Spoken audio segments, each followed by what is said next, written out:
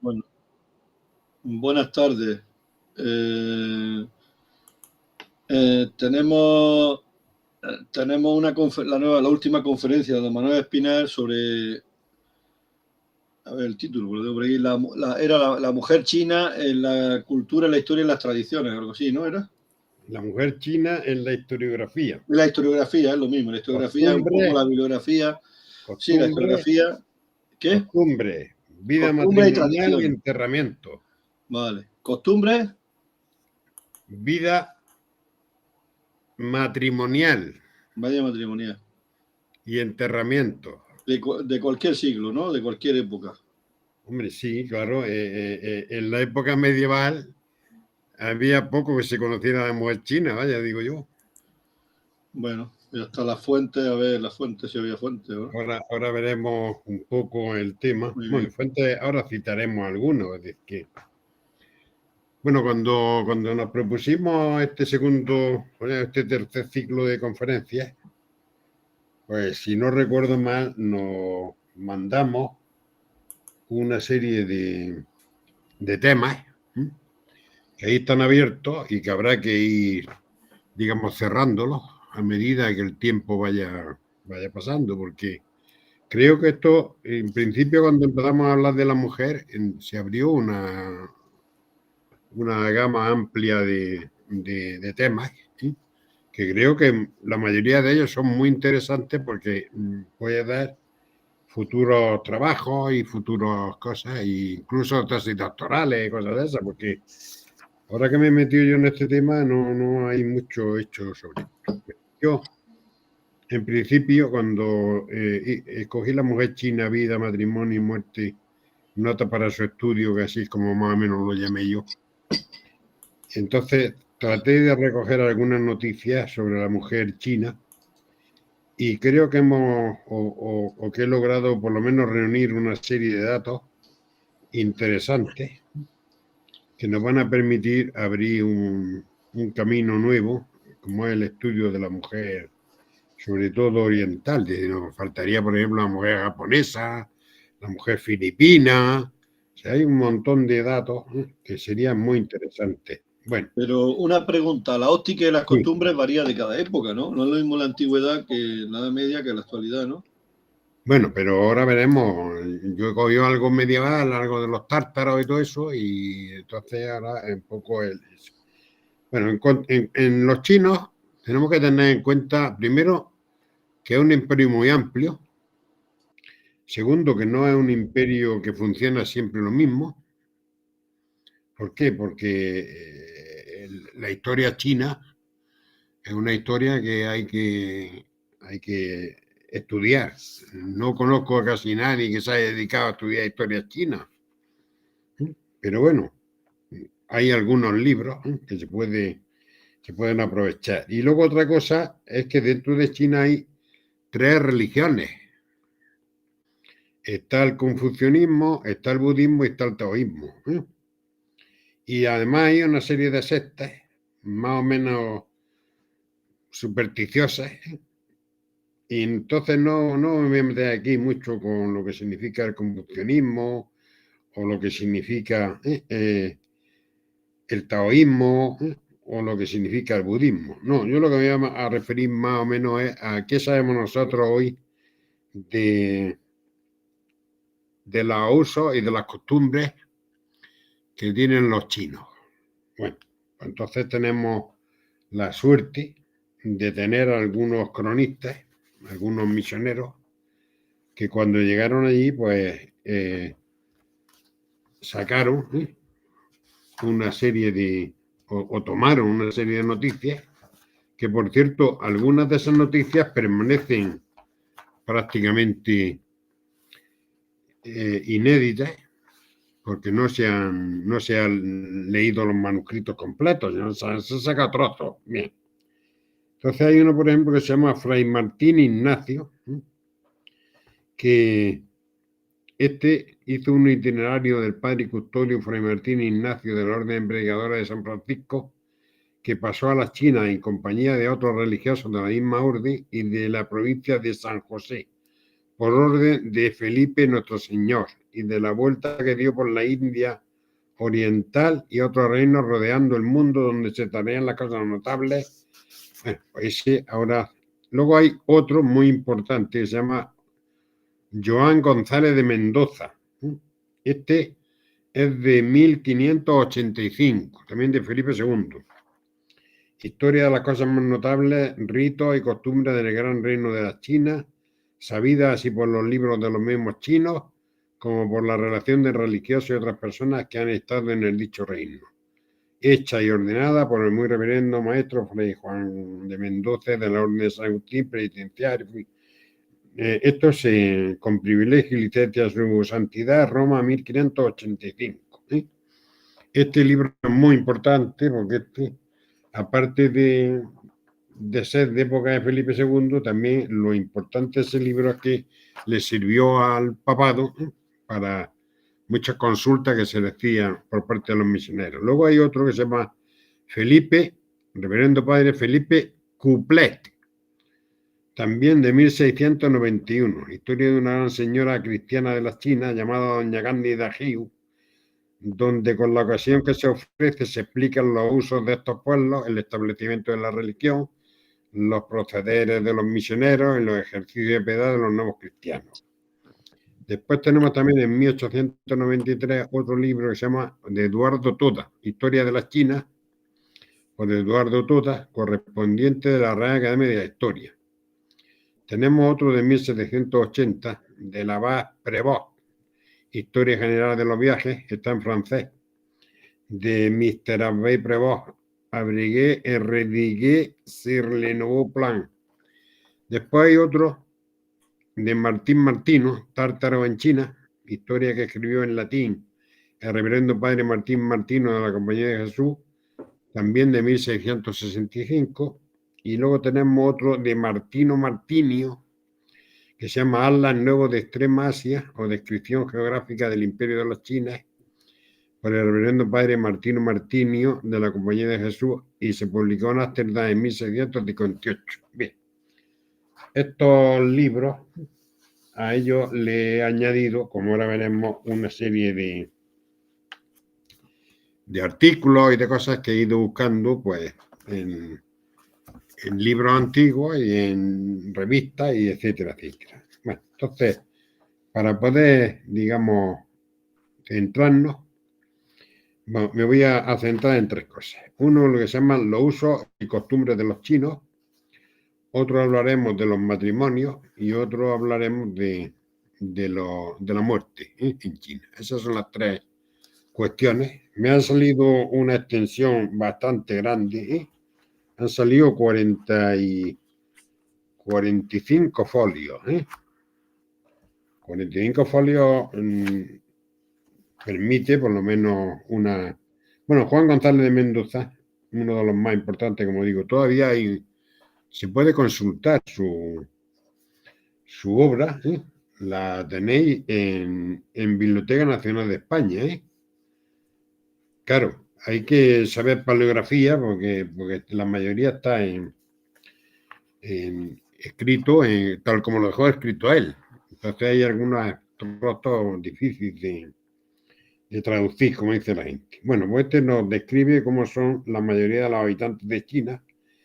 Nos dice que los hombres y las mujeres son de buena disposición de cuerpo, bien sacados y gentiles, algo grandes, y todos ellos son comúnmente de rostro ancho, ojos pequeños, narices llanas y chatas, lampiños con unos pocos de pelo, solamente en las manzanillas de las barbas. Verdad es que hay algunos de ojos grandes y barbas bien puestas, rostros bien hechos y proporcionados, aunque estos respecto de los primeros son muy pocos y se cree proceden de gente extranjera que antiguamente, cuando era lícito salir del reino, se debieron mezclar con ellos.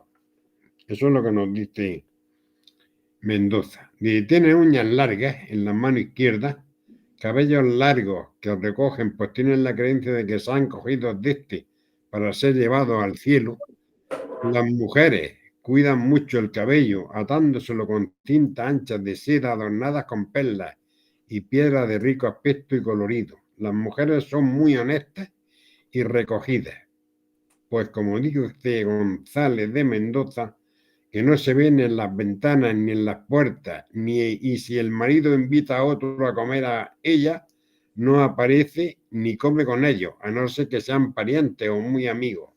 Cuando salen a visitar a sus padres o parientes, son llevadas en sillas literas por 4 hombres. La silla lleva por todas partes celosías de hilos de oro, plata o seda, que permite ver sin que sea vista.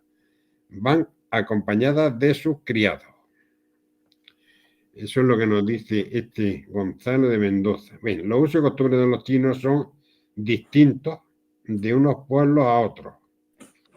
Viviendo a lo largo del tiempo, se han logrado sobreponerse gracias al ingenio, la política y antigüedad. Su gobierno y sus leyes fundamentales están dedicadas al bien público y han merecido o han mantenido su uso y costumbre, a pesar de las múltiples revoluciones y desgracias, como se ha demostrado a pesar de la conquista de los tártaros, que han logrado imponer su civilización sobre la de los conquistadores. Suelen ser los chinos sociales, afables y corteses. Se dice que están acostumbrados a la obediencia y al rendimiento con sus padres desde su más tierna infancia. Guardan miramientos con sus amos y señores. Son trabajadores y amantes de la industria. Comerciantes, comedidos, sobrios, recatados los hombres y las mujeres. La educación de los niños y de las niñas está confiada a las mujeres, hasta que aquellos niños están en disposición de ir a la escuela. Y en las otras edades pasan a disposición sobre todo del padre. Los chinos tienen un método excelente para educar a su hijo y las leyes no solo proceden de los padres una ilimitada autoridad sobre aquellos, sino que los obligan a darle educación. Y si algún hijo comete algún yerro y no tiene el padre la entereza suficiente para castigarlo, tiene que sujetarse él mismo a la pena merecida por el hijo. Hay un libro muy curioso, se llama El libro de los ritos, que detalla cómo es la educación, sobre todo de los niños, y lo que tienen que hacer desde niños en la escuela, en la educación, la separación de hermanos, los deberes sociales, ¿eh? Es decir, hasta que puedan recibir el grado de doctor, por el que pueden usar, fijaros qué cosa más curiosa, cuando salen de estudiar sobre los 20 años, dice, reciben el grado de doctor o doctoral, por el cual pueden usar pellizas y vestidos de seda. Pues hasta entonces solo lo usan de algodón. Existen en cada aldea maestros para la enseñanza. Los padres, si quieren pagar al maestro, hay maestros especiales que les enseñan más que en la escuela y ganan respeto a esos maestros. Al acabar los estudios, van a examinarse a otra ciudad distinta donde el gobierno envía comisionados para presidir los exámenes. Van pasando exámenes y obteniendo el título de bachiller y otros logran comprar el grado por una importante cantidad de dinero. Esos titulares se reúnen cada 3 años en una capital de la provincia para opositar, cuyo título les permite obtener cargos y ser militares. Los ancianos ocupan siempre el lugar honorífico. Para los chinos es la derecha y para los tártaros la izquierda. Bueno, los nobles cuentan todo esto de cómo van vestidos y todo eso, pero bueno, como estábamos hablando sobre la mujer, pues no me quiero yo meter mucho. Ahí hay una descripción de cómo visten los hombres, cómo visten las mujeres. En el calzado sí es muy curioso porque ellos, en lo que les llama la atención es cómo las mujeres, pues, tienen los pies muy, muy pequeños. Como ahora veremos, hay una polémica incluso sobre este tema, y cuidan mucho los cabellos. Y a partir de los tártaros, pues, mientras que los chinos antes de la conquista de los tártaros tenían los cabellos largos, a partir de la conquista de los tártaros están obligados a raparse la cabeza para acomodarlo a los ritos de los conquistadores y dejan solamente en el lado izquierdo una guadeja en forma de una trenza pequeña que se llama pouzo, que adorna con un moño y la doblan debajo de un gorro o un sombrero. En el caso de las mujeres, dicen los viajeros, que visten de modo decente, pues parece que la modestia, los celos han influido en aquellos vestidos, pues están enteramente cubiertos. Las explicaciones sobre esos pormenores pues han llevado a escribir lo siguiente. Dice, hay que confesar que gracias a esa moda de vestir, las reglas de la decencia exterior están perfectamente guardadas por medio de los ejemplos y conductas de cuantos blasonan de educación y urbanidad. Con todo, si bien no siempre excluye al vicio, encubre empero su brutalidad y aumenta el placer y la delicadeza de los deleites naturales. Los chinos han precedido sobrepujados en la práctica de esa virtud a las más de las naciones. Léense empero en las antiguas crónicas de China que la vanidad de las mujeres, cultivada por la educación, estimulada por la competencia, arrebatada por el ímpetu de la ambición, ha producido prodigios de sutileza, de acicalamiento y de profusión que parecen increíbles. Si no los atestiguasen los monumentos más auténticos, hablas en ellos de telas tejidas de plumas, tan finas que tenían la ligereza y la flexibilidad de las sedas más finas, de velos hechos con pequeñísimas perlas y con raíces, cortezas y filamentos de marfil ensartados en la seda, vestidos enteros, recamados en piedras preciosas y joyas ordinarias, con tanto primor que representan toda la gracia y el realce de la pintura. Las horquillas, los collares, los zarcillos estaban peregrinamente trabajados y los diamantes, los rubíes y las perlas doblaban su valor. El coste de los brazaletes de la princesa Fan fue de 70.000 onzas de plata y el precio de un quitía, o sea, un tocador, fue de 10.000 onzas de oro. Ese lujo excesivo de que hablan los historiadores sirve de esordio a la narración de las calamidades, turbulencias, delitos y grandes revoluciones de que fue el preludio y la causa. Es decir, que muchas veces este excesivo modo en el vestir pues hizo que el pueblo se sublevara. Bueno, en ese sentido, pues González de Mendoza vuelve también a hablar de las costumbres, cómo llevan los pobres y los ricos. Fíjate Luego hay también otro autor que se llama Dijalde, Dijalde, y otro que se llama De Guinne, que varía, el tocado de las mujeres dice que varía según la edad. Es decir, las mujeres jóvenes pues visten trajes de muchos colorines, excepto el amarillo. El amarillo para ellos es fatal. Y incluso, decíamos que hasta las mujeres llevan calzones. Los zapatos correspondientes a la pequeñez del pie y son asimismo de seda, primorosamente bordados, regularmente por ellas mismas, con la suela de cerca de 1 pulgada de alto. Cuando salen de casa, llevan los zapatos con tacones de madera guarnecidos de cuero. Solo se sostienen en estos tacones y rara vez tocan el suelo con la punta del pie, temerosas de caerse por delante. De tal modo de andar no pueden dejar de tener poca gracia, siendo sus pasos vacilantes, y no será inoportuno referir lo que se sabe tocante al método empleado por los chinos para conservar a su hija el pie casi tan pequeño como lo tienen cuando nacen. Las más de las mujeres tienen el pie pequeñísimo, o por mejor decir, lisiado. Bueno, y hace una descripción de todo esto de los pies. Y entonces, algunas de las clases inferiores de China generalmente viven en las montañas, dentro de las grandes ciudades no conocen costumbres. Es decir, que las de los pueblos no tienen los pies tan pequeños como las otras porque ni están preparadas ni tienen. Al final, lo que viene a decir que la mujer china pues tiene un cuerpo sutil y hermoso, y de Halde relata como esa moda de achicar los pies fue obra de una emperatriz que se llama Takia, mujer del emperador Cien, que reinó en el año 1153 antes de Cristo. La que hizo conceptual la pequeñez de los pies como uno de los realces más curiosos del sexo femenino, y incluso este tema que ha llegado hasta nuestros días, pues se pretende explicar.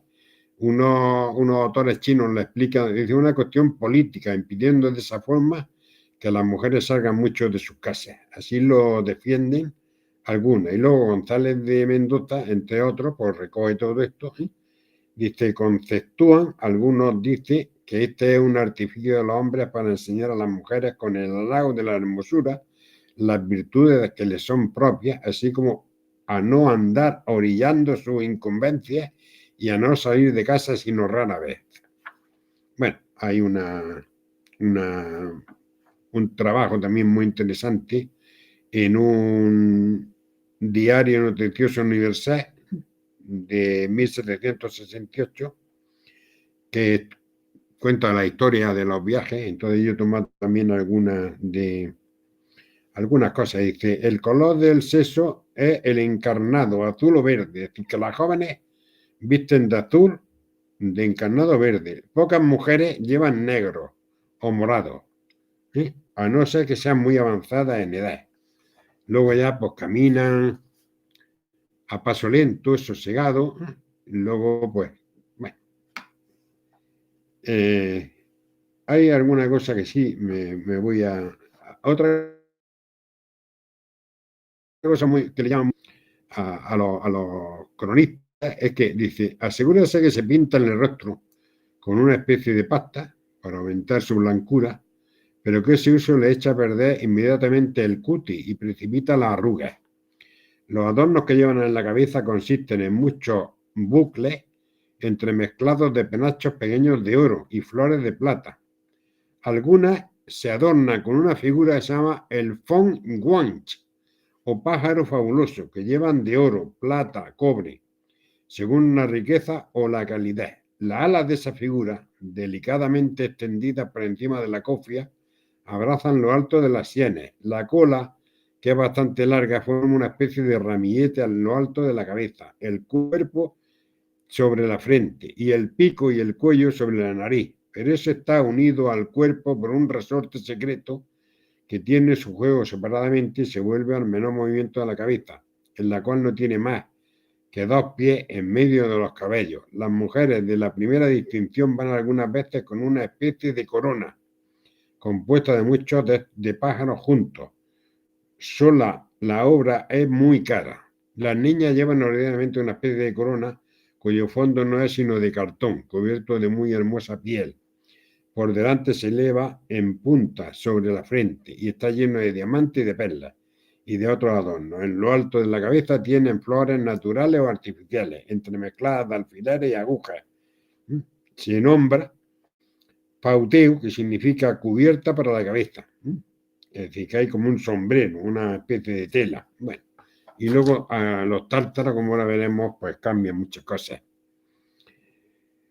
En cuanto al adorno de los hombres, pues bueno, los hombres también, igual que las mujeres, llevan también collares, pendientes, los hilos de perlas y diamantes, brazaletes, el cobre rojo, el abanico es otra cosa importante, las bolsas pequeñas de seda, donde llevan las cosas, y los misioneros pues van tomando nota de todo esto. Dice, el lujo y la beneficencia de fiestas y ceremonias es muy etiquetado, tanto en la comida como en la bebida. Las invitaciones tienen que repetirse al menos 3 veces. Dice, cuando tú quieres invitar a un tío, tienes que invitarlo 3 veces, si no, no va. Bueno, luego los convidados entran en la sala siendo saludados uno a uno, se les sirve vino o cerveza en una copita de plata o madera preciosa, porcelana, según un reglamento estricto. Cada comensal tiene su mesa particular. Entonces nos va contando, no tienen cuchillos ni cucharas, sino palillos agudos adornados de marfil o de plata. Y luego los tártaros introducen algunos cambios, saludan a los tártaros, introduciendo los manjares desconocidos también en China, las comidas y los manjares.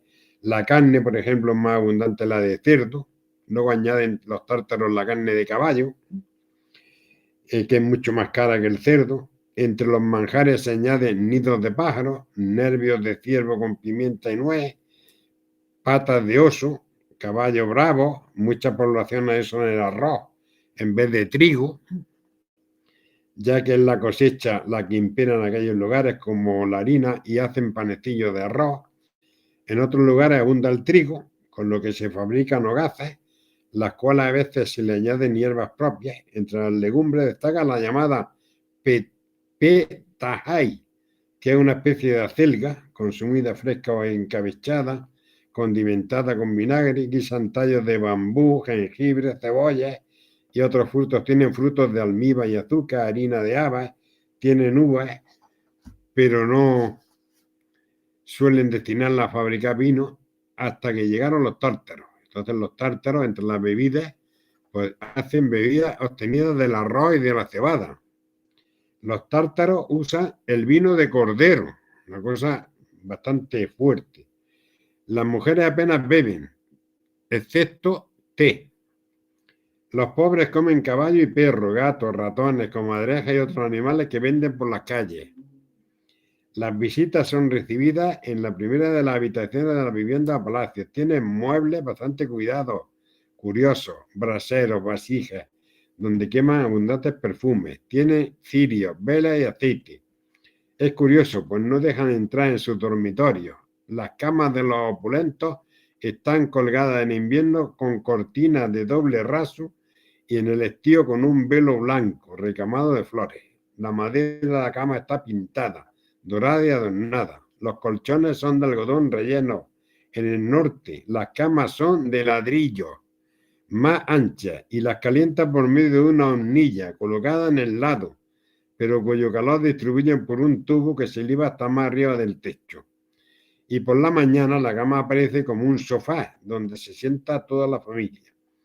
En la hornilla se cuece la carne, se calienta el té y el vino, no abundan los espejos, apenas tienen relojes, pues en la ciudad hay dos torres. Una se llama la Torre del Tambor y otra se llama la Torre de la Campana, logrando de esta manera un ingenioso programa de toques que no vamos a describir. Bueno, luego tiene el otro artículo, el Diario Noticioso de 30 de agosto de 1768, nos habla de los matrimonios. Entonces vamos a tratar rápidamente de esto, porque hay cosas curiosísimas, como ahora veremos. Bien. En cuanto a las mujeres tártaras, según un viajero suizo que vivió entre los tártaros, Nogai, en el sur de Rusia, refiere cómo era la condición de las mujeres en aquellas tribus o grupos. Dice, eran verdaderas esclavas de sus maridos, no compañeras de este, pues pasaban la vida sirviéndole y trabajando para ellos. Incluso no se atreven a sentarse a comer con este, ya que el castigo y algún turregazo era lo que la animaba a desempeñar sus deberes y tareas. El tártaro Nogai se cree dueño de su mujer, porque la ha comprado. El sexo femenino en estos pueblos son propiedad del masculino. El padre vende a su hija, el hermano a su hermana, ya que estas son como una porción de la herencia, con la que carga uno de los hermanos para lograr cierto precio por ella, precio que se llega a fijar por ambas partes, es decir, el representante de ella y el que la compra. Las viudas pertenecen al pariente más cercano de su marido. Puede tenerla en su poder o venderla según le parezca. El marido no tiene derecho a vender a su esposa, pero sí puede despedirla si no le gusta. En este caso, si es despedida, no puede reclamar el dinero que hubiera pagado por ella a su padre o al hermano de ella, en ausencia del padre. Si hay quejas o razones contra ella, sí que reclamará el dinero pagado. La mujer no tiene medios de sustraerse del dominio del marido. El futuro marido o un pariente de este es el que pide a una joven en casamiento, informándole de la dote que llevará ella en vestidos, utensilios domésticos y otros bienes. Sabido esto, se fijará el precio de la novia teniendo en cuenta la edad y la familia de esta. Determinado el precio, se fija en cabeza de vacas. Así se pagarán animales o en equivalente en dinero, caballo, buey o carnero. La vaca vale un precio equivalente a 8 carneros. 2 vacas vale un caballo o un buey muy bueno. El precio medio de una mujer joven de los Nogais es de unas 30 vacas. Sin embargo, una mujer calmuca está valorada solamente en 5 o 6 vacas. Las viudas están valoradas en cantidades más pequeñas que las solteras. Los nogáis pobres se ponen a servir y trabajar para ahorrar durante años y poder comprar una mujer. Los más ricos a veces adelantan a sus criados las cantidades necesarias para que estos puedan tener su esposa. Entonces, se tiene la condición de que ambos consortes quedarán al servicio del prestamista hasta que paguen las deudas contraídas con sus trabajos. Muchos nogáis son musulmanes y en este caso pueden tener hasta 4 mujeres. Rara vez tienen más de 2 y por lo común no se casan con la segunda, sino en caso de necesidad. En este caso, si hay más de una, la primera se hace cargo de los quehaceres de la casa más fáciles, haciendo recaer los más pesados sobre la segunda, como es el llevar el agua, moler grano y otros trabajos. La favorita del marido suele mandar y tiranizar a sus compañeras y la poligamia no causa muchos enfrentamientos entre ellas. En el caso de las mujeres tártaras, tienen vestido algo distinto al chino. Aunque es igualmente largo, la túnica que lo cubre es más corta. Llevan esas señoras collares largos que les caen sobre el pecho. Llevan un sombrero semejante al que usan las europeas, aunque más recto sobre la cabeza y menos adornado o engalanado. Estas mujeres tártaras llevan una pipa en la mano, aunque la mayoría no usa el tabaco como los hombres. No tienen la costumbre de achicarse los pies como las chinas, pues no les han influido aquellas modas. Sus pies son normales y por tanto el calzado es más ancho y les deja libertad para andar. Los zapatos tienen suela ancha y van forrados con ricas pieles en forma de borceguíes. En el caso de los hombres tártaros, sobre todo los labradores, tienen un traje que consiste en una camisa gruesa cubierta con túnica de algodón pintado baja hasta la mitad de la pierna. Lleva tonelete ancho y zapato con una especie de zapatilla terminada en punta muy afilada. En cuanto a los herederos, nos relata González de Mendoza cómo cuando muere el padre, hereda el hijo mayor la mayor parte de la hacienda de la primera mujer. De los restantes hacen iguales partes, entre sí todos los demás hermanos, sean o no de la primera mujer o de la otra. Si falta el hijo de la primera mujer, será el primero que nazca de la otra, el que se lleva la mayor parte. Por tanto, se procura que tenga hijos la primera, siendo raro que esto ocurra y mucho más raro que no tenga hijos ni de la primera ni de la otra. Si alguna de estas mujeres comete adulterio, cosa no muy común, dado el recogimiento y la honestidad en que viven estas mujeres y los castigos que pueden ponerse a los adúlteros, el marido puede matar al adúltero igual que a ella si los encuentra juntos.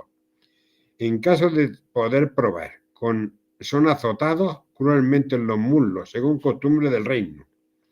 En estos casos, la adúltera puede ser vendida como esclava por el marido para recuperar la dote que le dio. A pesar de todo, hay algunos que tratan de saltarse las leyes y las costumbres disimulando y buscando ocasiones.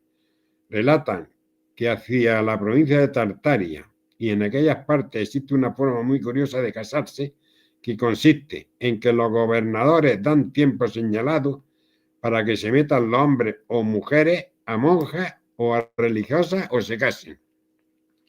Pasado el tiempo, acuden los que determinaron a casarse a una ciudad y los casan entre ellos. Este asunto lo trataremos más ampliamente en el apartado del matrimonio y casamiento. Bueno, pues ya que estoy aquí lo voy a contar, porque creo que es muy interesante. Es decir, los chinos que no se casan y las chinas que no se casan, pues entonces se les da 2 opciones. O te casas o te metes a una especie de monja. Bueno, entonces le pregunta y dice, no, yo sí me quiero casar. Muy bien. Entonces el Estado nombra un grupo de 12 viejos. Esos 12 viejos hacen 2 grupos de 6. Unos cogen a los hombres y otros a las mujeres y hacen una lista. Y se les va preguntando, ¿usted qué tiene para dar la dote a la mujer? pues yo tengo esto, y se hace una lista de todos los bienes de los tíos. Y entonces hacen 3 grupos. Los que tienen bienes, los que no tienen y los que son pobres. Es decir, los que tienen algo, podemos decir ricos, medianos y pobres. Y de las mujeres las clasifican por belleza. Esta guapa al primer grupo, esta es mediana al segundo grupo, esta fea al tercer grupo. Bueno, fijaros ahora una cosa. Hacen una lista de tíos y una lista de tías. ¿Qué hay? ¿Más tíos que tías? Pues entonces de la lista desaparecen de cada grupo hasta que igualen. Siempre tiene que haber los mismos hombres y las mismas mujeres. Los que sobran se quedan para el año siguiente, los primeros. Tanto de tíos como de tías. Bueno, y entonces ahora, pues, fulano, el primero con la primera, así. Los medianos igual, y los pobres, pues le dan la dote de lo que sobra de la dote de los primeros, de los tíos que más dinero tienen, se lo dan a los pobres. Bueno, el Estado tiene una casa, un sitio, en cada sitio donde se reúnen para hacer esto, pues tiene como una casa del Estado. Y entonces allí hay cocinas, allí compran ellos comida y tienen que estar allí un mes en la casa esa del Estado. Y pasado ese tiempo, pues entonces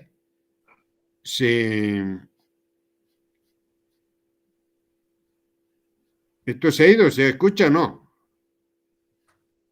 Te escuchamos muy bien. Pero es que aquí ha salido lo que sea. Bueno, pues el caso, como digo, es que así es como los casan estos 3 grupos. Y entonces, pues, llama la atención los viajeros. Y otra cosa también que le llama la atención a los viajeros es cómo los enfermos y las personas que no pueden sustentarse ellos mismos tienen ayudas del Estado y se les busca solución. Así ocurre, por ejemplo, con los ciegos, tullidos, viejos, enfermos.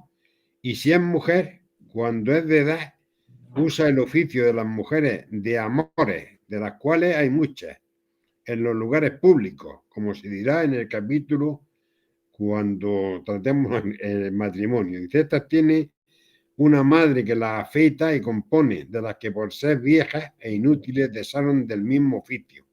Por ello se dice que las leyes de los chinos tratan de evitar la deshonestidad y el libertinaje de los hombres y mujeres, que es muy perjudicial y arruina el reino. Bueno, dice, el nacer las niñas en esto y el ejemplo que se les dan sus madres, a quien siempre ven estar ocupadas en los tales ejercicios, es causa de que esta costumbre virtuosa y digna de ser imitada esté ya convertida en naturaleza, de tal manera que tendrá por perpetuo tormento se les mandase estar ociosas. Esta ordinaria y voluntaria ocupación tienen las mujeres de este reino recogidas en tanta manera que causa novedad y admiración. Topar mujer de alguna calidad en la calle, ni bella puesta a ventana, que es ocasión que iba honestísimamente. Si acaso alguna sale a cosa forzosa, como enfermedad o muerte de padre o cosa semejante, porque a visitas no se usa en este reino, va dentro de una silla litera sin ser vista de nadie, como ya en otra parte decimos. Continúa explicando el caso de las mujeres públicas y justificando la legalidad nos dice, y considerando que para conservarla como una honestidad y para evitar mayores males en las repúblicas, conviene permitir mujeres públicas, las consientan de manera que con su mal ejemplo no sean causa de algún daño en ellas, que lo sea para las castas y honestas. Por esto las tales tienen casa en los arrabales, fuera de los pueblos y ciudades, con precisa obligación de estar en ellas sin poder salir fuera de la puerta todo el tiempo que perseveraren en semejante manera de vivir, con prohibición, no, so pena de muerte, de que no entren de las puertas de la ciudad adentro.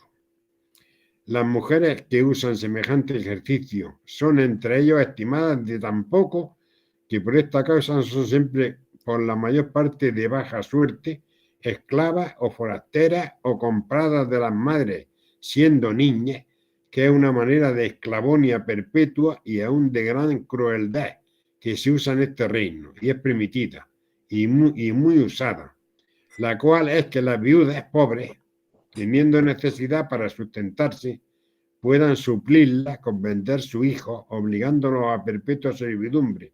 Y esto, cosa tan permitida que hay muchos mercaderes caudalosos en semejante mercancía y trato, los cuales a las niñas que compran las crían con particular cuidado, enseñándolas a tañer y cantar y a otras cosas semejantes de placer, y luego, siendo de edad, las llevan a las casas que decimos eran señaladas para el semejante. El día primero la lleva delante de un juez, que el rey tiene puesto en cada casa de cada ciudad, para guarda de aquellas tristes mujeres, y para evitar que en ella no haya alboroto. Y desde aquel día no tiene el amo más jurisdicción sobre ella de acudir al juez cada mes a cobrar su tributo. Es cosa ya tasada por el mismo juez en conformidad de ambas partes, y el tiempo que se le ha de pagar por la compra, crianza y enseñanza que en ella hizo.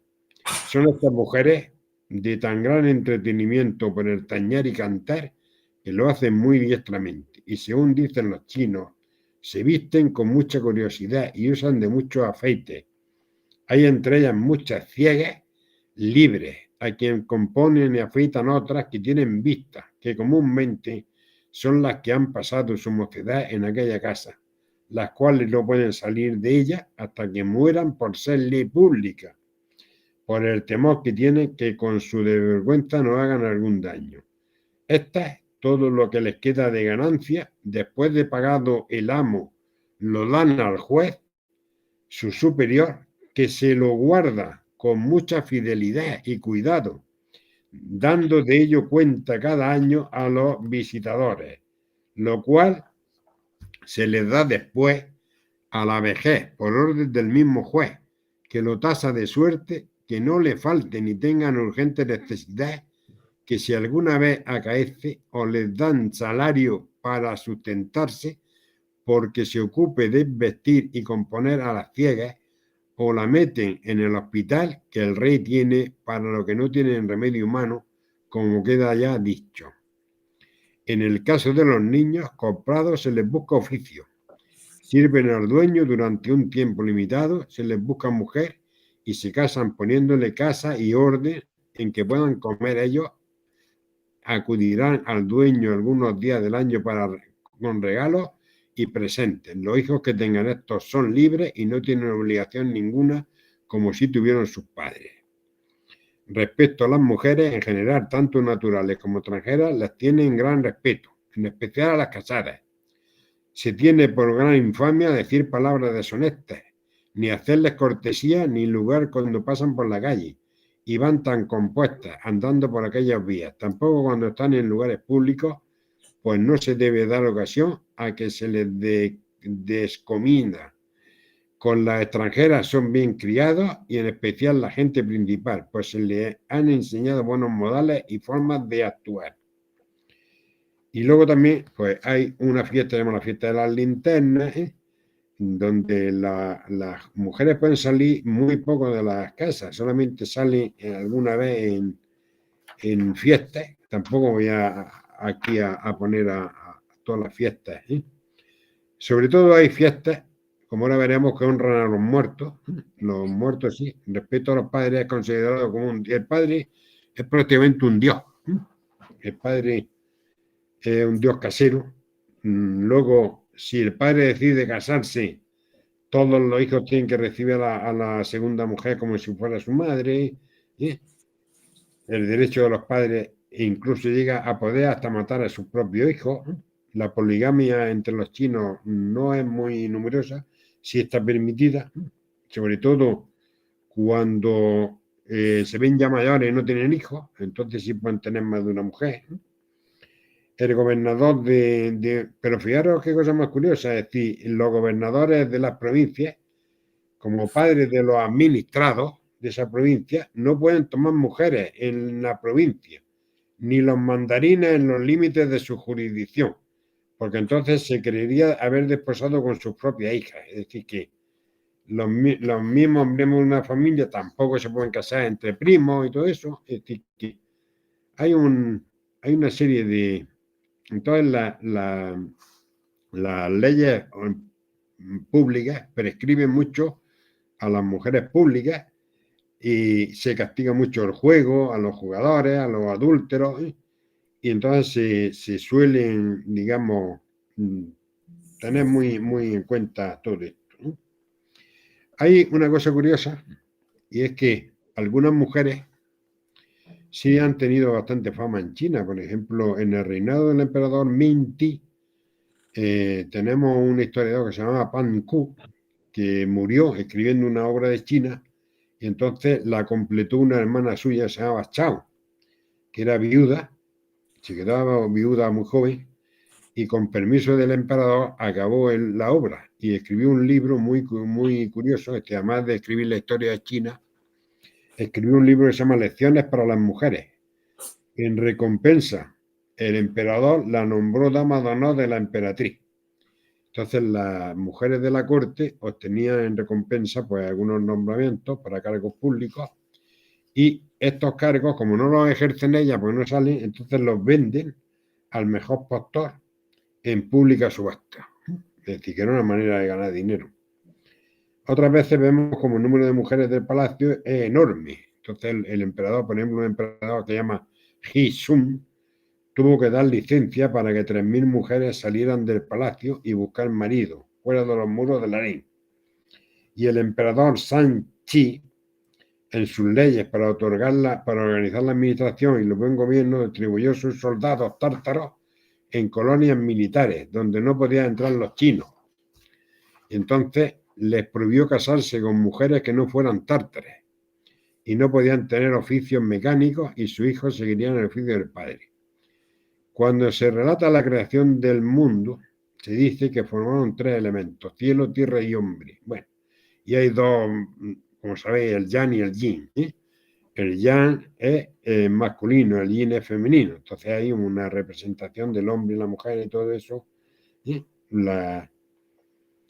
Y luego es cierto que es verdad que hay mujeres que reinaron en China, pero nunca pudieron, digamos, se considera usurpadora. La mujer no puede. Y luego el casamiento. Bueno, el casamiento, pues lo normal es que hay casamientos incluso antes de nacer. Si los padres a veces pactan, si tengo una hija y tú tienes un hijo, se casan. Entonces hacen un contrato y antes de nacer se llama el contrato de arras de madres embarazadas, quedando esto con firme y el contrato siempre que los prometidos sean del mismo sexo, claro, y son 2 niñas, pues no se pueden casar. Entonces, solamente quedan excluidos de eso si tienen lepra. Si no tienen lepra, nada. Es decir, que, bueno, eso es lo que se llama, conocemos los casamientos por razón de Estado, o casamientos llamados por inclinación, por acuerdo entre las partes. Después tenemos también los casamenteros. Es decir, el casamentero va a la casa de uno y de otro, entonces hace de intermediario, y entonces una vez que están de acuerdo las 2 familias, entonces el casamentero pues va y se entrevista con los sacerdotes y con los jueces, y entonces se escoge el día propicio para la boda. Entonces cuando ya la ceremonia consiste, en primer lugar, una vez que ya se fija la fecha, en que los casamenteros llevan a casa del novio y a casa de la novia una serie de cestos con regalos. Destacan sobre todo los presentados a la futura esposa. Sobre todo uno irá lleno de frutas, que se acompañará en que los 4 rincones del cesto se vean monedas. El segundo cesto normalmente lleva un jamón fresco de 10 o 12 libras. Y el tercero lleva cierta cantidad de fideos. Cuando los casamenteros se acercan a la casa de la novia, se anuncia la vecindad de su llegada, para que todos los vecinos tengan noticia de los regalos que se han enviado. La novia se presenta a la entrada de una sala iluminada con cirios encargados por estos eventos recibe los regalos y los reparte a los concurrentes, lonchas de jamón del enviado por el novio, y a este se envían también cestos que contienen también frutas divididos en 16 paquetes. Recibe también de su futura suegra un regalito de poca importancia. Particularmente destacan entre todos los que recibe pepitas de calabaza secas al sol. Esas pepitas de calabaza les cuestan caras, pues es un envío del suegro y a cambio debe de entregar a este una cantidad de dinero considerable como precio de la mujer que va a recibir. La suma entregada indudablemente varía según las circunstancias y la posición de los contrayentes. Y hasta que no paga el novio, no recibirá la novia. Cumplida todas esas formalidades por ambas partes, los casamenteros consultan con los astrólogos que fijan el día propicio para realizar la boda. Y es curioso el rito de fijada de la boda. Se prepara un trozo de tocino fresco para que con él se distraiga y divierta durante el casamiento el demonio, que aparece representado con la figura de un tigre embelesado con ese trozo de tocino, y así no tendrá tiempo de pensar en los esposos ni tiene tiempo de darles ningún maleficio. El día convenido para la ceremonia lleva a que la novia comience a vestirse y a componerse. Será parte importante y principal del adorno. Lo primero es un sombrero en figura de cesto, que se cubre toda la cabeza y le oculta el rostro, volviendo a caerle casi circularmente hasta la cintura. Una vez preparada y rebujada en ese sombrero, la colocan en un palanquín cerrado escrupulosamente. Lo principal es que ella no vea a nadie, ni nadie la vea a ella, excepto la figura de la novia. Preparada de esa forma, el acompañamiento se arregla de la manera que digan los casamenteros, comenzando a moverse lentamente con lúgubre aparato. La etiqueta exige que todos los que acompañan a la novia o a la desposada vayan suspirando y sollozando con todas sus fuerzas, es decir, un llanterío antes de celebrar la boda. Cuando esa procesión se acerca a la casa del novio, se envía una especie de correo o anunciador de que llega la novia y gritará ese correo o enviado: allí viene, allí viene. A continuación comienzan a sonar los clarines, los cohetes, acompañamiento obligado de toda solemnidad china, más en estos eventos. El novio corre a encerrarse en su habitación. Llegados todos a la casa del novio, antes de entrar, van los casamenteros en busca del novio encerrado en su alcoba. Él los recibe, fingiendo admiración por el trabajo que han realizado y lo conseguido. Disimula para que lo busca y lo llevan hacia el palanquín donde está metida la novia. A la vista del palanquín manifiesta el novio la más viva emoción. Pasa a abrir trémulo el palanquín, ayuda a apearse a la novia y la lleva hacia una mesa donde se sientan ambos, uno frente al otro. Se le sirve una comida que generalmente es solo para el novio, pues ella no puede comer, ya que se lo impide el sombrero, o como mucho solo algunos bocados. Al acabar se retiran los esposos a otra sala. Este es el momento solemne para el marido, pues entonces puede levantar el misterioso sombrero y contemplar por primera vez las facciones de cerca de su consorte. Juzgará si la suerte le ha sido favorable o adversa. Sea cual sea la impresión que le cause el quitar el sombrero, disimulará y manifestará a la esposa su amable satisfacción al recibirla como mujer. Esa primera prueba sirve para preparar a la novia a otra segunda prueba más temible y más cruel que ella. Y es que una vez que el novio la ha explorado, se suma que todos los convidados entren a examinarla del mismo modo que lo ha hecho el marido y dan su voto favorable o no. Hay que decir que el marido por etiqueta no dice nada del examen realizado, pero los convidados, y si están autorizados a no disimular y autorizados a hablar con total franqueza, aunque no es corriente el hacerlo, a veces alguna mujer aprovecha la ocasión para desahogar su rabia o desquitarse de alguna amarga crítica que le haya hecho a ella antes cuando estuvo en una ocasión semejante. Durante la exposición que está sometida a este suplicio, está condenada a un riguroso silencio o en una impasividad estoica, por muy mordaces y picantes que sean las críticas que escucha. Deben estar preparadas para recibir las pullas y las chanzonetas que le disparan sobre todo a sus enemigas. Muchas son las enemistades que surgen desde estos momentos de dolor, pues las notas negativas quedan grabadas en la memoria de la joven esposa y se preparará para ejercer en el futuro las crueles represalias a las ella en aquellos momentos hechas y que no pudo responder. Bueno, hay otro libro interesante de un autor que se llama Rafael Cobenji, una obra que se llama Cuestiones Filipinas. Y entonces aquí habla también de todas las costumbres de los chinos. Entonces es curioso, por ejemplo, nos dice que la procesión se pone en marcha cuando la desposada se sienta en la litera. El maestro de ceremonias quiebra un huevo en señal de que la novia será fecunda, condición importantísima en el celeste imperio. Y ahora, un momento antes, los parientes meten en la silla arroz, trigo y otras semillas y frutas, como muestra de que con la mujer se le entra al marido por las puertas la abundancia. Como si dijéramos Cera y Pomona, presidiendo el acto. Llegada la novia a la casa del prometido, pues ya lo hemos dicho lo que pasa, entonces todas las salutaciones, y entonces cuando pasa la segunda prueba, que es bastante dura, como hemos visto, pues se sientan luego los dos a la mesa, comen ya hasta, y los convidados también, hasta que llega pues la hora de irse a la cama. Entonces, llega la noche, la novia a hurtadillas se retira a la habitación, en cuya mesa encuentra unas tijeras, una aguja, un hilo, un algodón y otros menesteres, que significa, de un modo simbólico, que ha ido a aquella casa no a estar ociosa, sino a trabajar.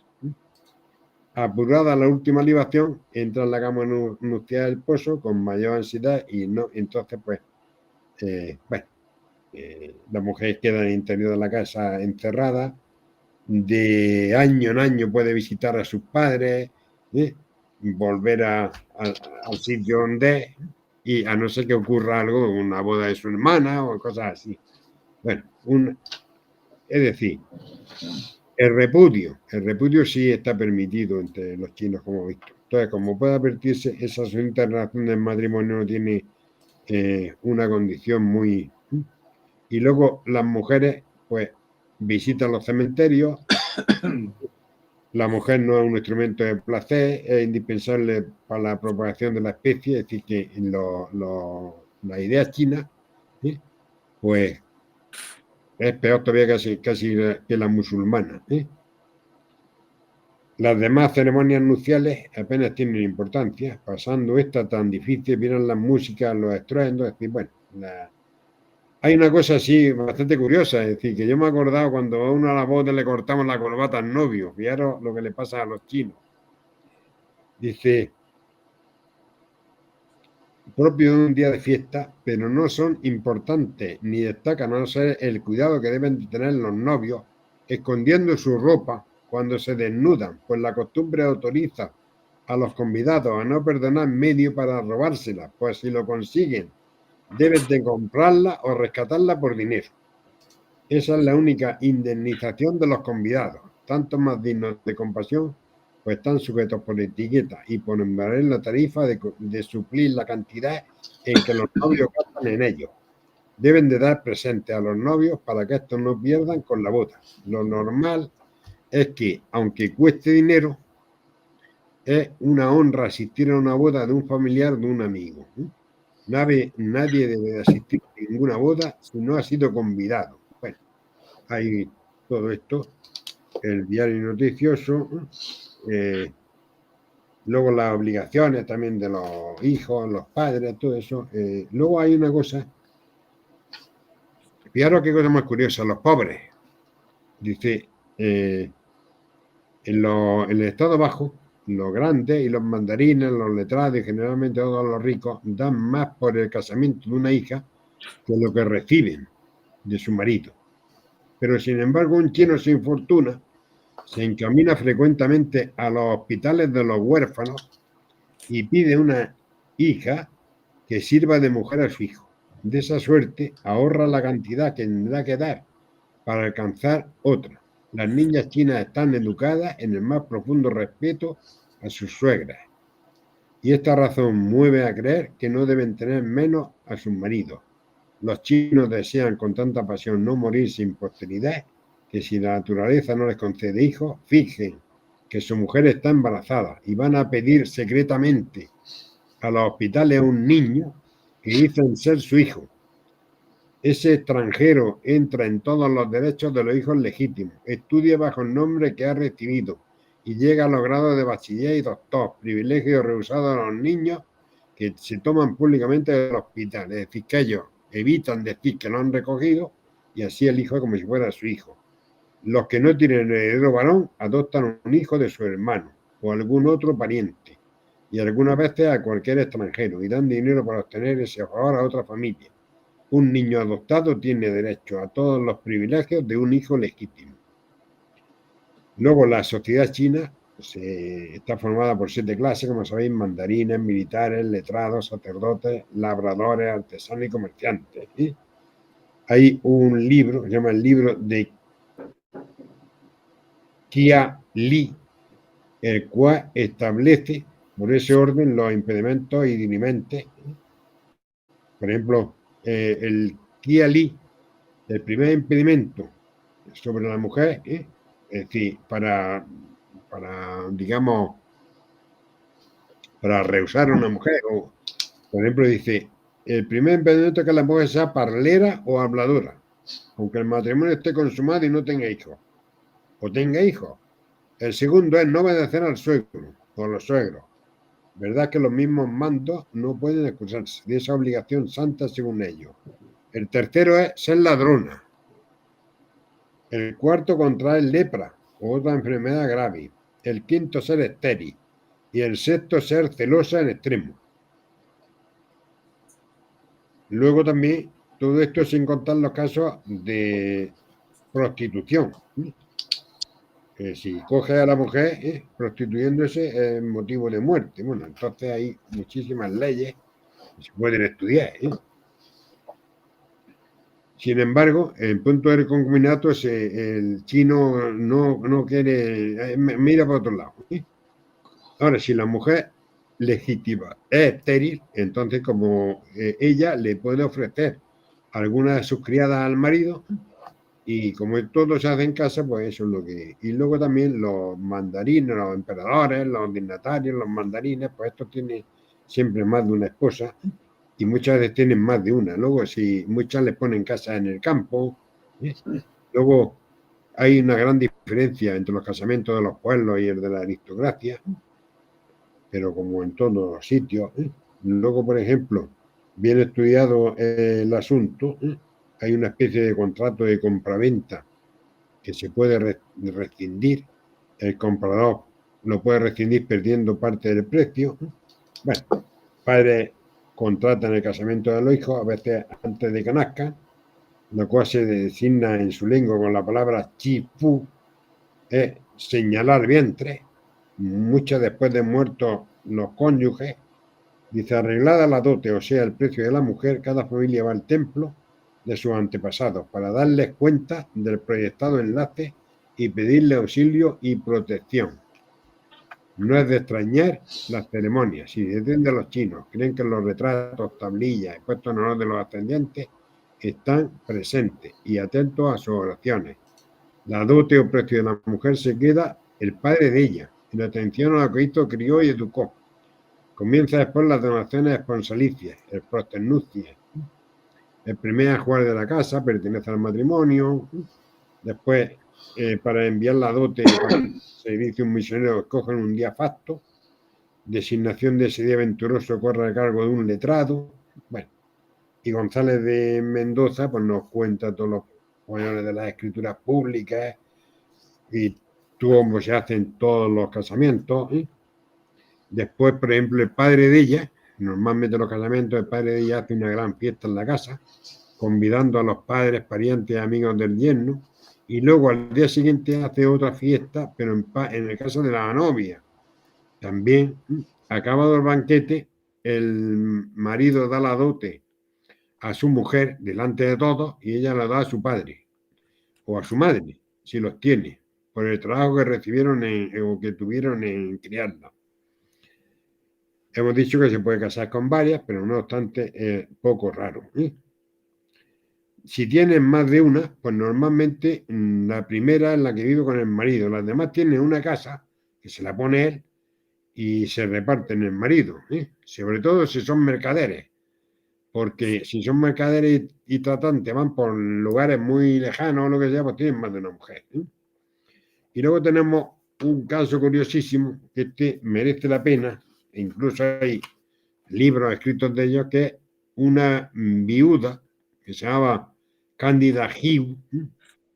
Esta Cándida Hiu escribió la historia Felipe Clupé, historia de una gran señora cristiana de la China, llamada Doña Cándida Hiu, donde con la ocasión que se le ofrece se explican los usos de estos pueblos y el establecimiento de la religión. Bueno, pues viene a contarnos una cosa curiosísima, es que el padre de esta era cristiano y entonces pues se querían que cogiera más mujeres, pues no tenía con la primera, sin embargo él dijo que no, se casó con una, tuvo a esta, luego esta se casó con, y además esta Cándida Hiu, el padre de ella era un mandarín, es decir, que era un tío importante en China, con lo cual nos relata, en la vida de Cándida Hiu nos relata una gran cantidad de cosas, y nos cuenta, por ejemplo, también cómo los emperadores, pues muchas veces, cómo se hacen con las concubinas, es decir, mandan unos tíos que van por los pueblos, recogen a las más guapas, las llevan, luego se hace una esa. Y cuando el emperador tiene muchísimas concubinas, pues entonces hay dos cosas. Por un lado, coge un número de ellas y se las da a los militares, a los mandarines y todo eso. Pero claro, hay una cosa interesante, y es que toda la que ha sido, digamos, concubina del emperador tiene una paga de por vida. Con lo cual, la que se va, la mujer que se casa con un militar o lo que sea, dice, llevándosela a su casa, donde la tiene por mujer y le hace muchos regalos durante toda su vida. Pues estas concubinas reales reciben una renta de la casa real que les permite comer, vestir y cubrir otras muchas necesidades. Luego, pues, también otra cosa, en las fiestas que hacen en el palacio, los príncipes, los hijos del emperador, pueden, digamos, escoger a las damas, porque están, las ponen a las más guapas también, a las hijas de los que más dinero tienen, las ponen, entonces escogen por mujer. Y la hija del emperador también escogen a los caballeros más importantes del reino. Todas esas costumbres han cesado. Los príncipes y caballeros se casan con sus parientes, exceptuando que sean primos en primero o en segundo grado. Pero en este caso, de segundo grado no se guarda especialmente entre los príncipes haciendo contratos entre sí mismos. Es decir, que ellos ya aprendieron la nobleza. Y luego los emperadores chinos no hacen caso del linaje de las mujeres, pues ellos eligen un gran número de ellas, doncellas hermosas, las que venden, las que vencen a todas en hermosura, sin desdeñárselas por plebeyas. La mujer del emperador reinante fue hija de un alpargatero, como hijo del rey Asuero. Bueno, dice que esto lo tomaron los chinos de los persas, esa costumbre de que el emperador se podía casar con una pobre, con una rica o con quien quisiera. Bien. Y ya por último, pues, vamos a este tiempo. Bueno, ya yo creo que ya hemos echado. Bueno, queda hablar del tema de la muerte. La defunción en China, y así rápidamente, es lo más importante, es decir, todo chino, antes de morir, prepara todo lo necesario, es decir, se compra su ataúd lo más rico posible, todo eso. Entonces, se compra un terreno donde enterrarse, entonces las familias tienen algunos, pues, auténticos mausoleos. Luego, se describe, los misioneros nos describen cómo eran cuando se moría alguno. Si muere lo tienen 15 días sin enterrarlo. Lo preparan, todos los días van los monjes allí a rezar, se hace una comilona. Hay dos salas, una donde están muertos, otra donde están los vivos, y entonces pues se le pone comida al muerto y se pone comida a los vivos. Y luego el templo de los antepasados es lo más importante. El templo de los antepasados, pues como digo, cada uno de los misioneros estos, pues nos da una cosa. La vida de Cándida Huy nos permite también estudiar, porque cuando murió el marido, el padre y el marido de ella, pues van todos los mandarines, cómo se quitan los vestidos, cómo entran y se visten de luto, como luego, por ejemplo, les sirven unas copas de vino, que es lo que brindan para eso. Las ceremonias, como digo, son muy interesantes. Hay un fray que llaman Fray Antonio de Santa María, que relata que fue un día a un muerto, porque lo habían invitado, dice: yo los días pasados fui a uno, y en verdad es que cuando vi la imagen del difunto, en cuya presencia me había de arrodillar, me temblaron las carnes, se erizaron los cabellos, el rostro descolorido y sin sangre en él, que todo me había recogido el corazón, que no me consentía postrarme delante de aquel cuya alma ardía en el infierno. Estuve para me retirar, fingiendo algún accidente o una cólica repentina. Pero dos grandes mandarines amigos que estaban a mi lado me dijeron que mi viceprovincial y el padre Julio Aleni habían hecho muchas veces, el uno en Pekín y el otro en la corte, y el otro en Chekiang, y así lo hice contra mi voluntad, y no me se diga con algún escrúpulo que yo le depondré de aquí adelante, avisando a mis superiores. Y luego Fray Martín Ignacio, este que os he dicho, también habla de las costumbres, la adoración al demonio, luego lo que ellos creen, es decir, para ellos tiene cielo, infierno y purgatorio. Lo mismo que nosotros, le llaman de otra manera, pero muy parecido al nuestro. Y luego tienen por cierto que cuando se eclipsa el sol, la luna, el príncipe del cielo les quiere quitar la vida, o por ese temor y temen tanto a los eclipses. El sol es hombre, la luna es mujer, la inmortalidad del alma, hacen galana sepultura en los campos, y curiosamente pues matan o sepultan muchos de sus criados y mujeres.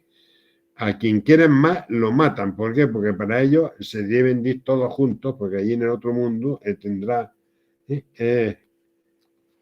bueno, y luego meten en los sepulcros algunas cosas de comer, y a veces grandes riquezas. Bueno, todo esto lavan los muertos, es decir, como lo lavan, lo visten, todo eso, las pampas en los funerales, cómo son los ataúdes, es decir, que es una cantidad de noticias, como si el muerto tiene que pasar por un camino o voy a ir de una ciudad a otra. Primero tiene que pedir permiso al emperador, y segundo se avisa al pueblo que va a llegar el muerto, entonces todos los importantes del pueblo tienen que recibirlo, y si tiene que estar allí pues hacen una fiesta también de una comilona y todo eso. Y luego los tártaros, pues estos piensan que cuando una mujer o un varón muere sin haberse casado, se conserva el contrato que tenían hecho con los bienes especificados, ya que estos están consagrados y se consumen y queman en los funerales. Todos aquellos bienes pasarían al otro mundo por medio del fuego y el humo, y sirven a las necesidades de los muertos. Piensan que se hacen matrimonios póstumos ratificados en el cielo. Algunos emperadores tártaros, como Kublai Khan, tenía 4 mujeres legítimas, pero el hijo mayor era reconocido como sucesor de la corona. Además, estaban todas las concubinas. Bueno, pues los tártaros, como digo, es un tema que merecería casi la pena. Y luego está el Ministerio de los Ritos. El Ministerio de los Ritos es un libro, curiosamente nos dice todo lo que hay que hacer con los muertos, y van de ciudad en ciudad o de sitio en sitio, y hay una descripción perfecto de cómo eran de cómo son los cementerios judíos, o sea, los cementerios chinos. Dice, los hijos muchas veces suelen arruinarse para honrar a sus padres. Luego, los panteones familiares chinos son muy curiosos.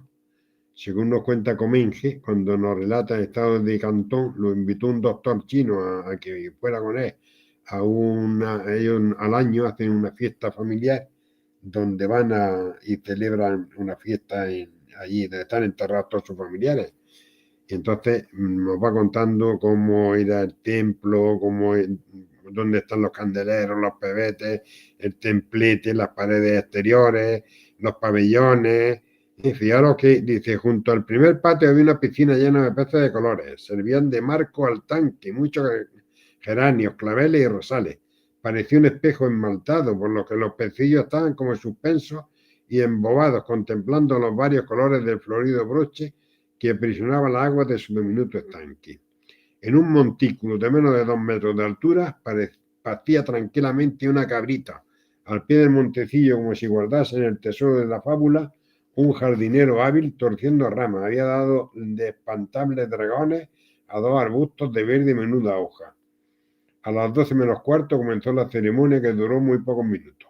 Un literato vestido de seda, muy flaco y con grandes gafas ahumadas, que según nuestro amigo era el jefe de la familia, se dirigió al altar e hizo varias cortesías, arrodillándose muchas veces, bajando y levantando la cabeza de un modo acompasado. Después trajeron la cabra, que habíamos visto viva hacía un instante, y la degollaron, y con la sangre rociaron las baldosas y una parte del templete. Rociaron las gradas con varias copas de vino y bebió el oficiante una, después de adorarla. Pasado un momento pusieron sobre el altar arroz, trigo, judía, habas y lentejas, jamones y tasajo y vaca acecinada, pastas para sopa de distintas formas, varias tazas de infusión de té, que los servidores trajeron bahando sobre una bandeja de plata, y de infinidad de guisos, un verdadero muestrario de la cocina del celeste imperio. Se quemó en el altar un poco de pelote maloliente, hicieron los concurrentes 3 nuevas cortesías, hasta tocar con la cabeza el suelo. Pronunció varias palabras el maestro de ceremonias de cara al público. Sonaron 3 golpes de bombo y otros tantos de tantán, y se acabó la ceremonia. Algunos, como hacía bastante frío, se fueron a calentar alrededor del brasero. Otros paseaban por el claustro con las manos escondidas en la ancha y bien forradas mangas de la blusa de seda. Muchos acometieron a los puercos asados, que en chino diestro iba cortando en pedacitos, y otros desfilaron llevándose algunos manjares de los ofrecidos en crudo. Aquello parecía en realidad un día de campo. Los padres Santa María Morales asistieron en persona a una de estas fiestas, celebrada en Miutú, que vale tanto como decir el Panteón. Bueno, entonces eso es lo que digo, y con eso, pues yo he tratado de recoger lo que he podido de esas 3 cosas, de las costumbres, de los matrimonios y de El enterramiento. De los enterramientos de los chinos, que creo que es bastante curioso y que se puede hacer, pues como digo, una tesis, porque es que hay manuscritos que no están aprovechados en su totalidad. Ya. Estoy seguro que en Roma y en otros sitios habrá materiales, porque así es como es. Bueno, si alguno quiere preguntar algo. No, comentar que cuando cita el Ministerio de los Ritos, parece que todas las costumbres que siguen son de taoístas, porque parece que el Ministerio de los Ritos y la creencia en los demonios, todas esas cosas, bueno, los budistas o taoístas, y aparecen ahí en lo que tú has citado, en las costumbres y en eso es del siglo XVI o XVII, ¿no? Más o menos lo que tú has consultado. Claro, y como tú comprenderás... No, si digo por los jesuitas que estaban allá de misioneros, ¿no? 17 y 18. Claro, es que lo que sabemos de China, lo sabemos por los misioneros. Eso ya. Por eso, lo que decías de Roma, estoy seguro de que en el archivo de la congregación de las misiones, como se llame, habrá mucho material. Claro, porque ellos le preguntan mucho al Papa, y de hecho, algunos de estos manuscritos que yo son manuscritos que se mandaron a Roma porque ellos le preguntan al Papa, por ejemplo, cuando un chino tiene varias mujeres, ¿qué pasa? Y entonces el Papa contesta, hombre, pues que se quede con la primera. ¿Entiendes?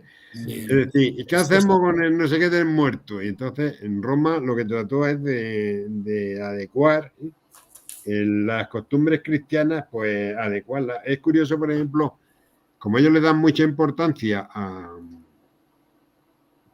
la muerte, pues entonces lo que nos encontramos nosotros ahí, curiosamente, como digo, es que los mandarines les dicen a los misioneros que compren un sitio donde se puedan enterrar los chinos, porque eso era una manera de atraérselos a que se convirtieran. Claro. Entonces, es un tema, como yo digo, que bueno, que yo en principio cuando digo, bueno, voy a hacer algo de esto, bueno, pero es que me he encontrado muchísimo material. Sí, hay muchas cosas. Pues sería interesante hasta, no sé si sigue llamándose así, la institución de propaganda Fidei, que era el dicasterio correspondiente a las misiones. Ya lo dice todo, propagación de la fe. Tiene también una universidad que ahora no recuerdo el nombre, pero que se refiere sobre todo a la gente de estos países, una universidad pontificia para acoger, que dependía de propaganda fidei, ¿no? De propagación de la fe. Y luego está claro que desde la aparición de los jesuitas, que trabajaron mucho en China, pues vieron la necesidad, y en India, ¿no?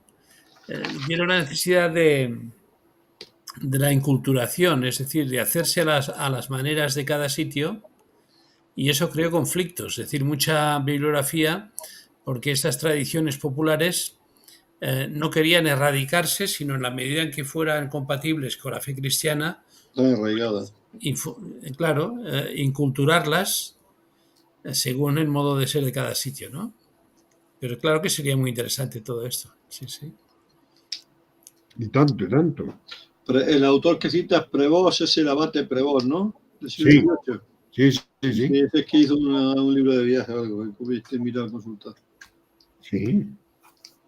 Bueno, ya está. Voy a dejar de grabar.